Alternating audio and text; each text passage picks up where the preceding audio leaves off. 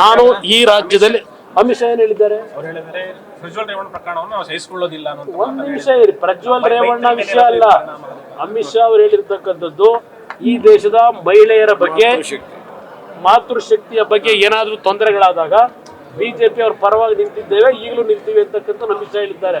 ಪ್ರಜ್ವಲ್ ರೇವಣ್ಣ ಅವ್ರ ವಿಷಯದಲ್ಲಿ JDS ಪಕ್ಷ ಅವ್ರು ತೀರ್ಮಾನ ಮಾಡ್ತಾರೆ ಅಂತಕ್ಕಂಥ ಹೇಳಿದ್ದಾರೆ. ಅವ್ರು ಪ್ರಜ್ವಲ್ ರೇವಣ್ಣ ಅವ್ರ ಬಗ್ಗೆ ಚರ್ಚೆ ಮಾಡಿಲ್ಲ, ಅದನ್ನ ನಮಗ್ ಬಿಟ್ಟಿದ್ದಾರೆ. ಇಲ್ಲಿ ಯಾರು ಗಾಬರಿ ಆಗಬೇಕಾಗಿಲ್ಲ, ನಿಮ್ಗೆ ಆತಂಕವೂ ಬೇಡ.